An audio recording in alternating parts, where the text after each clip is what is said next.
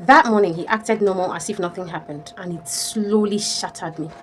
The thought of leaving came, but I subdued it after seeing everything we've built together. In my anger and bitterness, I collected evidence. I started making dangerous plans. Ones I didn't know I was capable of. Before now, I had been a calm and sweet wife who never questioned her husband. All I did was, yes sir, to every of his demand, whether it was convenient for me or not. It took me 2 weeks to start healing, to realize that it was unnecessary to waste my energy and emotion on such man. So I closed my heart against him. That night, I cried my last cry. By morning, I was smiling. I didn't cry, I didn't shout, I didn't even argue. I made his breakfast for the first time since the discovery. He watched me quietly, but confused. I served his food. I sat across from him and smiled. That was the first time he got really scared. Because the version of me who isn't crying, who is silent, is the version who has decided something. When he later left, I went into the room and packed his small bag. Not clothes, just documents.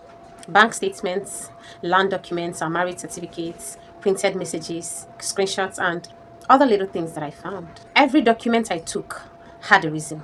Every page held a secret or told a story that he thought no one would ever find. When I was done packing, I slid everything into one brown envelope and wrote one word on it: truth. Then I drove to my mother-in-law's place, not to beg, not to complain, and certainly not to cry. When she saw me, Mama in her usual manner smiled and said, "You came alone." I smiled back and said, "Yes, Mama, I need for us to talk privately." When we sat down, I placed the brown envelope on the table between us. And I said calmly, "Mama, until I finish, please don't interrupt me." And she nodded. I opened the envelope and the first thing I showed her was bank transfer history, dates highlighted, and then printed messages and then photos. The room went silent. And Mama's hands began to shake. What hurt the most isn't that he cheated. It's that he did so with family trust. Mama stared at the name she recognized. "No," she whispered.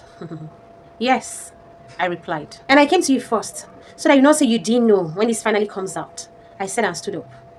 "Mama, I'm not asking you to pick sides, but I'm asking you to prepare." My voice was steady. "Because tomorrow, these documents will leave my hands," I said in finality and picked my bag and left. Mama was staring at the envelope I left open on the table. And for the first time, I felt it. The truth was no longer mine to carry alone. Thankfully, nobody has the monopoly of madness. Betrayal is a game that two can play. And I hope my darling husband is ready. If you watched to this point, thank you. If you missed any episode, please check our channel and please